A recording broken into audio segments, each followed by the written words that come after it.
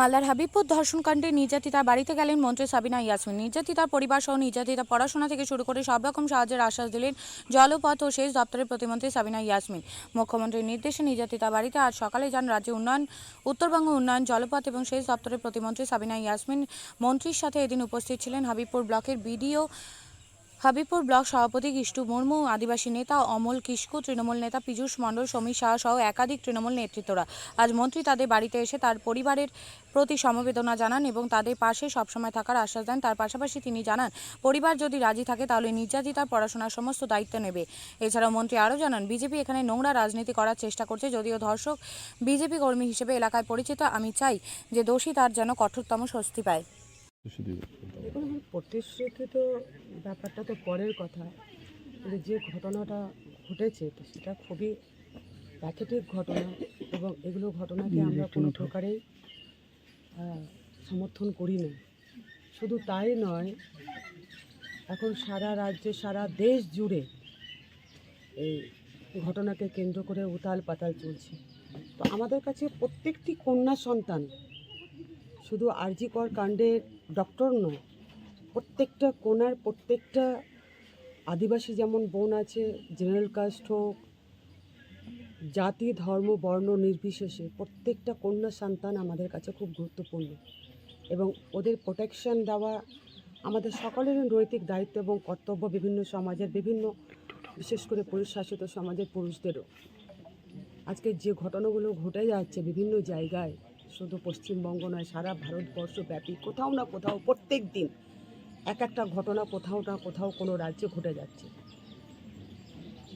ঘটনাটা ঘটেছে, আমরা বাবা মার সঙ্গে কথা বললাম এবং মেয়েটার জন্য, মেয়ে যেন পড়াশোনা করতে পারে, তার উজ্জ্বল ভবিষ্যতের জন্য যা যা আমাদের মন্ত্রী বীরবাহা হাসদাও এসেছিলেন, আদিবাসী সম্প্রদায়ের মন্ত্রী, তো যা যা করার মেয়েটার জন্য, তার লেখাপড়া থেকে শুরু করে তার এগিয়ে যাওয়ার যে পথ, আমরা সর্বতোভাবে 100% তার পাশে থাকব এবং তার ক্যারিয়ার গঠনের জন্য আমরা আপ্রাণ চেষ্টা করব। আমরা পাশে আছি, সেটা যেমন আমরা সরকার যেমন একদিকে রয়েছে, তেমন ব্যক্তিগতভাবেও আমরা এই পরিবারের পাশে থাকব, বিশেষ করে মেয়েটির পাশে থাকব। বিজেপি রাজনীতির রং জড়াচ্ছে, কালকে পথ অবরোধ পর্যন্ত করেছে এখানে এমএলএ, এর আগে এমপি এসে না যে বিজেপির রাজনৈতিক, তাদের কাজই হচ্ছে রাজনৈতিক রং লাগানো। আমি মনে করি এই সমস্যাটা যদি সমাধান আমরা করতে চাই, কঠোর আইন আনা দরকার, কঠোর আইন আনা দরকার। আমরা দেখেছি মালদা জেলায় থেকে শুরু করে পশ্চিমবঙ্গ, সারা ভারতবর্ষ ব্যাপী যারা বিশেষ করে এই ধর্ষণের শিকার হয়, অ্যারেস্টও হচ্ছে, কিন্তু আলটিমেট এটা কমছে কি?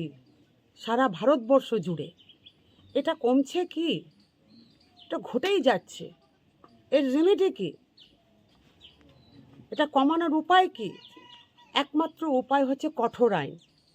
যে আইন আছে সেই আইনকে আরও শক্তিশালী করতে হবে, যেন কোনো বিকৃত মস্তিষ্কের মানুষও যেন আমাদের কোনো কন্যা সন্তানকে ধর্ষণের কথা ভাবতেও না পারে। এটা হচ্ছে একমাত্র রেমেডি। আর বিজেপি তো ঘোলা জলে সব কিছু তো মাছ ধরতে নেবে। যে বিজেপি আমি শুনলাম কালকে পথ অবরোধ করেছে, আমি মনে করি না যে এই সব ক্ষেত্রে পথ অবরোধ করে অন্ততপক্ষে জাস্টিস, সেটা বড় কথা। আমাদের পুলিশ প্রশাসন সেই দিনই অ্যারেস্ট করেছে এবং কোন বিজেপি আন্দোলন করছে যে আজকে ধর্ষক এই ঘটনার, সে নিজেই বিজেপির কর্মী। তো আগে বিজেপির নিজের ঘর সামলাক, আমি তো বলবো বিজেপির নিজের ঘর সামলাক। এটা রাজনৈতিক আমি বক্তব্য দিতে চাইছি না। এখানে যারা ধর্ষক হয়, সে তারা বিজেপির হোক, সিপিএমের হোক, কংগ্রেসের হোক, তৃণমূলের হোক, ধর্ষক এখানে রাজনীতির রং লাগিয়ে আমরা তাকে কিন্তু খাটো করার চেষ্টা করব না। এটা রাজনৈতিক ঊর্ধ্বে উঠে একজন ধর্ষককে রাজনৈতিক ব্যক্তিত্ব হিসেবে চিহ্নিত করব না। একজন ধর্ষককে ধর্ষক হিসেবেই চিহ্নিত করে আইনগত কঠোর ব্যবস্থা নিয়ে তাকে যেন আমরা ফাঁসির কাঠমঞ্চে দাঁড় করাতে পারি, সেই অ্যাঙ্গেল থেকে আমাদেরকে দেখতে হবে। মেলা মানেই উৎসব। রায়গঞ্জে 29শে জুলাই থেকে শুরু এক্সপো মেলা 2024।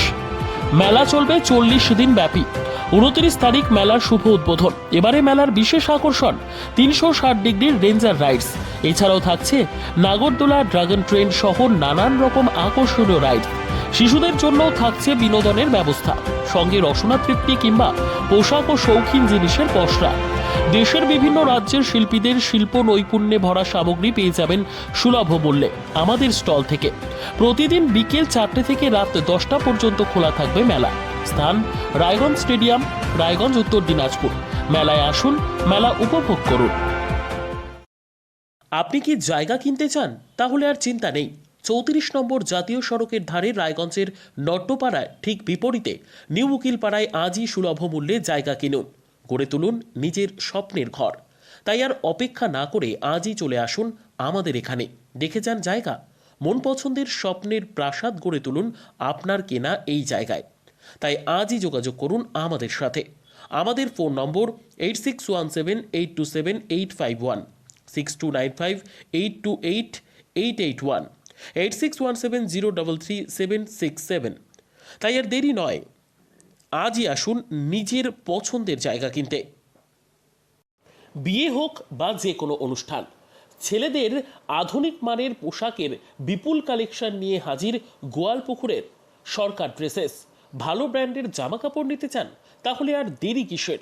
এক্ষুনি চলে আসুন সরকার ড্রেসেসে। গোয়ালপুকুরের শাহাপুর বাজারে খুলে গেল সরকার ড্রেসেস। ব্র্যান্ডেড জিন্স প্যান্টে রয়েছে কালারের পুরো গ্যারান্টি। ব্র্যান্ডেড জিন্স প্যান্ট ছাড়াও রয়েছে shirt, T shirt, panjabi, cargo jeans, cotton pant, half pant সহ যাবতীয় পোশাক থাকছে এখানে। সকল প্রকার কেনাকাটায় থাকছে আকর্ষণীয় উপহার। তাই আজই আসুন আমাদের প্রতিষ্ঠানে। আমাদের ঠিকানা সরকার ড্রেসেস, শাহাপুর বাজার, গোয়ালপুকুর, উত্তর দিনাজপুর।